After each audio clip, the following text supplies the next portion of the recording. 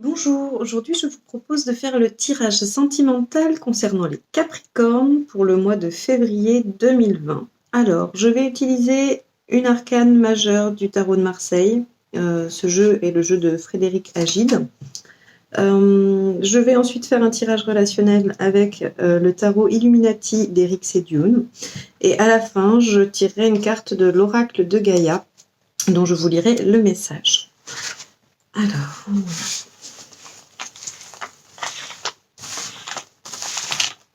si vous souhaitez voir les guidances générales pour le mois de février, n'hésitez pas à vous abonner et à cliquer sur la cloche.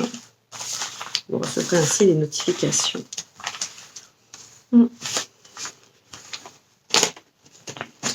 Donc cette carte-là va nous indiquer un petit peu la tendance du mois, l'énergie principale qui va traverser votre mois.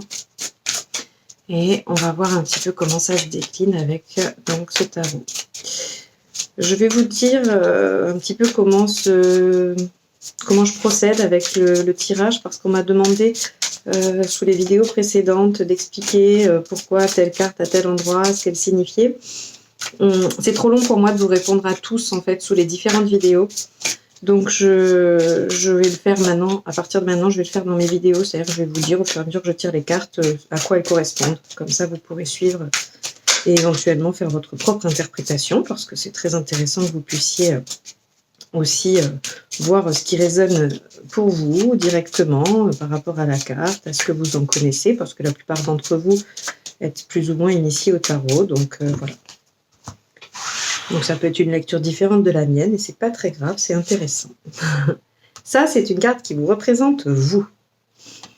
Ça, c'est la carte qui représente l'autre. Alors pour les célibataires, comme j'ai dit dans d'autres vidéos, vous pouvez voir un petit peu comment vous vous retrouvez par rapport aux cartes qui représentent le consultant, hein, celui que je désigne par vous, et voir un petit peu si ça vous correspond à vos énergies du moment.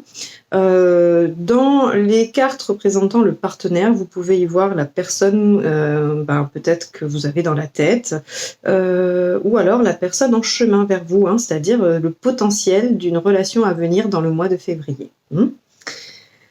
Alors justement, les points positifs, les potentiels de la relation, l'épreuve à traverser, l'obstacle à surmonter.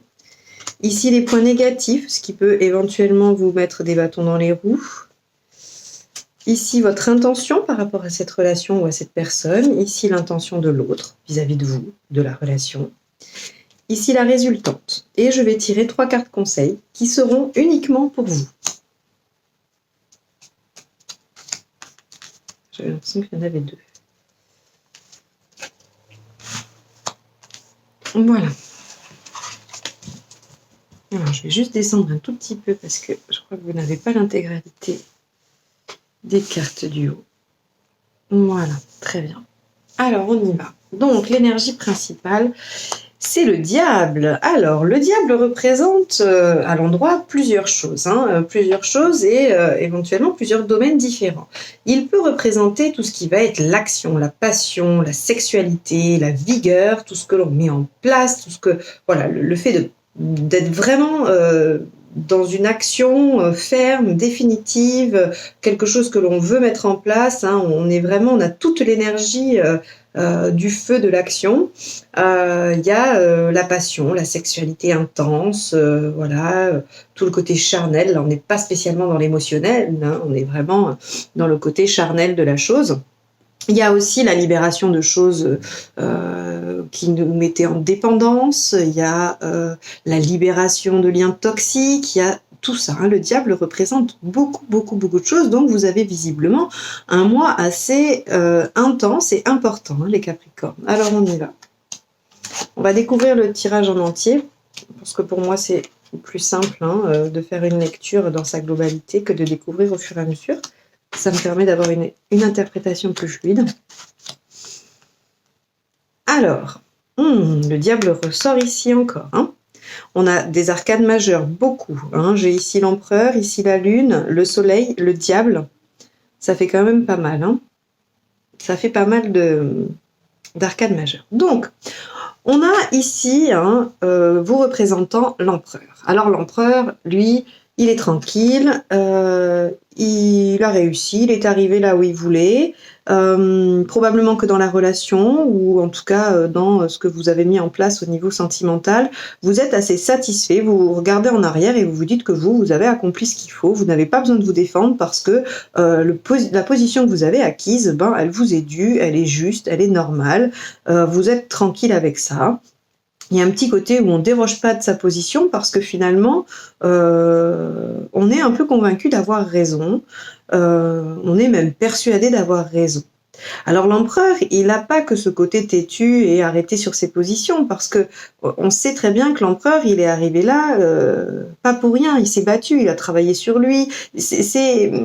Son pouvoir, sa stabilité, elle n'est pas que matérielle, il ne la doit pas à quelque chose d'extérieur. Hein. Il a vraiment, il a travaillé dur, hein, ça a été au prix de douleur, ça a été au prix de sacrifice, et donc aujourd'hui, dans votre sphère sentimentale, en tout cas dans votre relation, dans les relations que vous souhaitez voir venir, vous savez que vous avez acquis un certain statut, un certain bien-être, vous avez des qualités et vous reconnaissez votre valeur, vous ne vous sentez pas menacé. Hein. Voilà où vous en êtes, vous, comparé à l'empereur.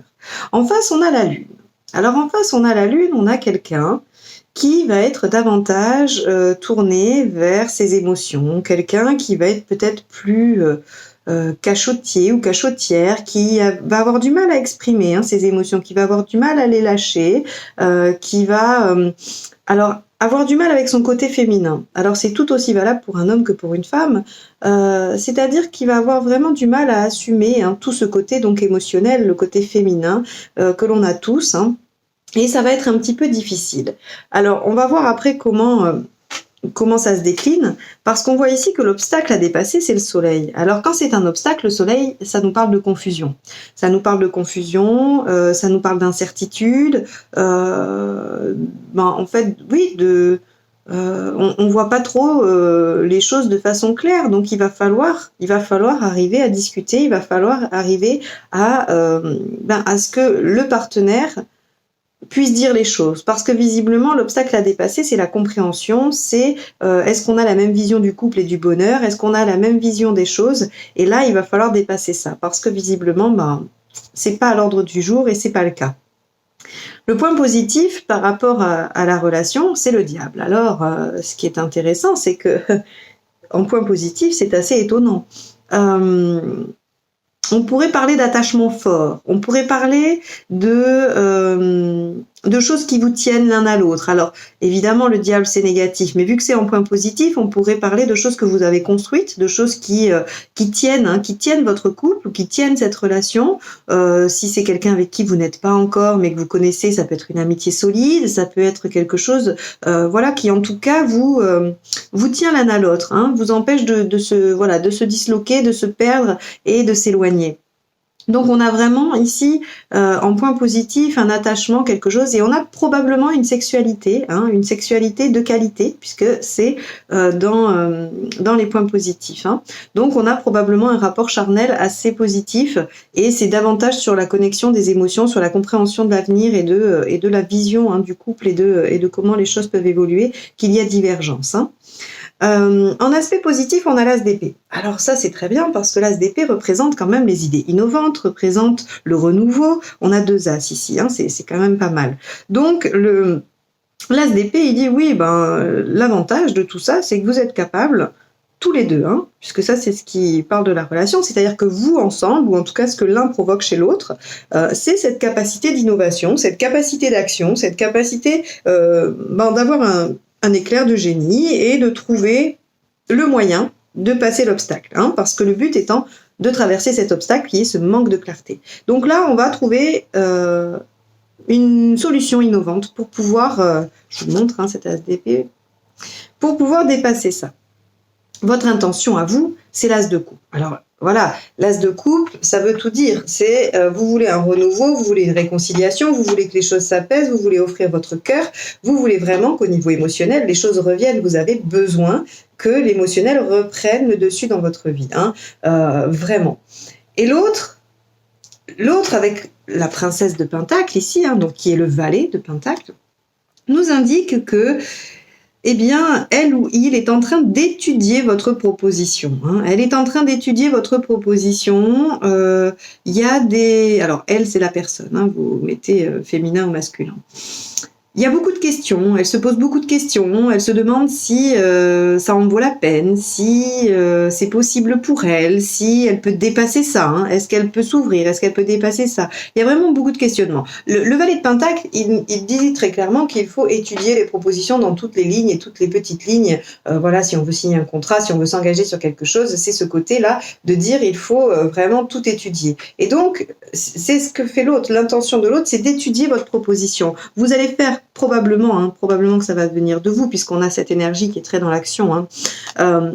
Vous allez faire une proposition assez innovante pour donner un petit peu d'éclaircie. Vous allez remettre un petit peu dans la balance vos émotions et vous allez offrir votre cœur, visiblement, et l'autre va y réfléchir. Alors, dit comme ça, c'est pas très engageant, hein, c'est pas très encourageant. On se dit, bon... d'accord, moi je vais y mettre toute mon énergie et puis l'autre va réfléchir tranquillement, c'est pas très gratifiant, je vous l'accorde. Néanmoins, il vaut mieux parfois réfléchir, être sûr et s'engager pleinement plutôt que avoir une action ou une réaction impulsive et puis regretter après soit de s'être engagé, soit d'être parti. Et là, on a quand même en résultante, on a le prince de coupe. Hein.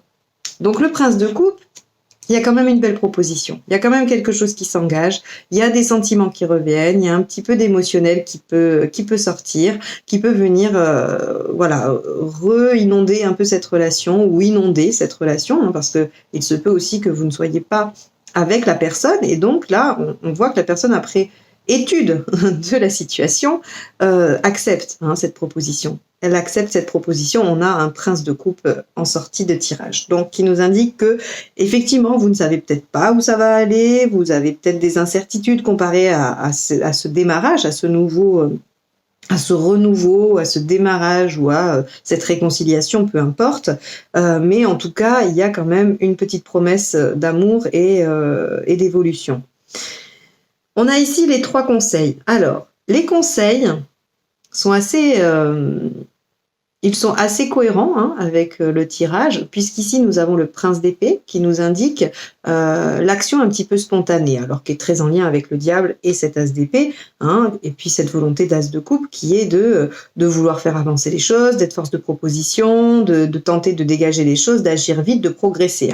Le prince d'épée, c'est ça. Donc on vous dit oui, vous avez raison de vouloir un petit peu avancer, de vouloir un peu bousculer l'autre, parce que visiblement l'autre il est un peu passif, il est vraiment dans des énergies très très passives et ça va peut-être aider de venir secouer, de venir un petit peu chahuter émotionnellement l'autre, dans le respect et en étant tranquille quand même. Mais on vous dit effectivement, le conseil c'est d'aller un petit peu chahuter. Mais d'aller chahuter pas pour rien. Pas juste histoire de chahuter. C'est pas, on vous demande pas d'aller l'enquiquiner. Parce qu'en fait, le but d'aller remuer tout ça, c'est d'aller au cœur du problème, de trouver pourquoi.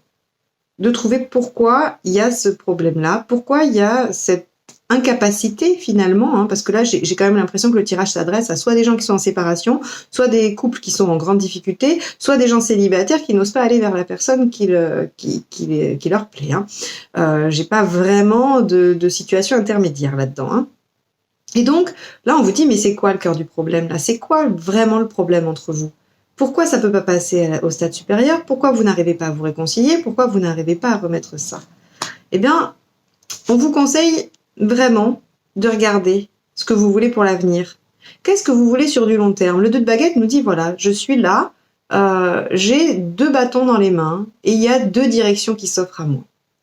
Il y a 2 directions qui s'offrent à moi et il va falloir que j'en choisisse une. Il va falloir que je choisisse une direction. Alors, on vous conseille de bien réfléchir avant de vous lancer, en fait, finalement, dans tout ça. Réfléchissez bien. Est-ce que vous voulez vraiment cette personne? Est-ce qu'elle vous correspond? Est-ce que réellement, cette divergence de compétences au niveau émotionnel et mental, j'ai envie de dire, au niveau du psychisme, est-ce que vraiment ça vous convient? Moi, les cartes nous disent vraiment, c'est pas mal d'aller secouer tout ça si vraiment vous êtes sûr de vous. Mais réfléchissez bien, allez au cœur du problème, essayez de comprendre ce qui se passe avec cette personne pour savoir si réellement vous avez envie d'aller tout chahuter et d'obtenir ça. Parce que vous allez obtenir un retour, vous allez obtenir quelqu'un qui va se réengager probablement vers vous. Mais est-ce que c'est ce que vous souhaitez?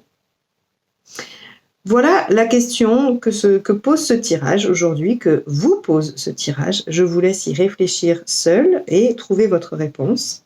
Et je vais vous faire prendre une carte de l'oracle de Gaïa pour voir un petit peu s'il y a un message en lien ou pas avec ça.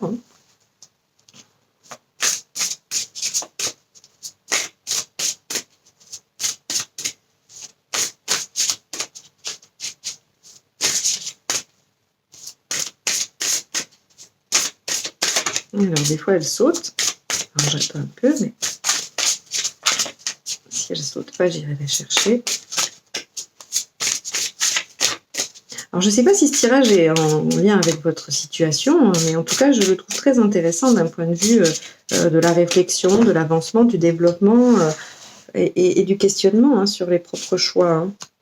Voyage sacré, cycle de vie, famille, transformation. Alors, voyons ce que ça nous dit. Je vous la montre. Hop, voilà. Alors, c'est la numéro 22. 22, en plus, c'est un très beau chiffre. Alors, 22. Voyage sacré. La vie est un voyage physique à travers le temps et l'espace, mais également un voyage spirituel qui transcende leurs limites. Physiquement, nous sommes nés de la terre et nous y retournerons. Mais spirituellement, nous ne sommes jamais nés et jamais morts. Nous ne venons pas au monde et nous ne le quittons pas. Cette carte nous rappelle que nous sommes bien plus que notre corps physique. Du point de vue de l'esprit, notre vie actuelle ne fait pas plus d'une page dans le livre de l'histoire éternelle. Nous sommes les personnages d'une pièce de théâtre cosmique et nous partageons la scène avec les membres de notre famille et de notre entourage. Chaque pièce a été écrite pour rendre le maximum d'effets dramatiques, autrement tout serait bien ennuyeux.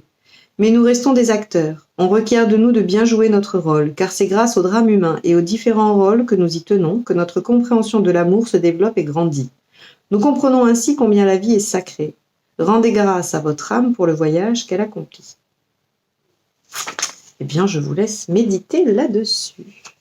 Je vous remercie de m'avoir suivi. J'espère vous retrouver pour les prochains tirages, les généraux du mois de février et les sentimentaux et généraux du mois de mars. Et en attendant, je vous souhaite un excellent mois de février. À bientôt. Au revoir.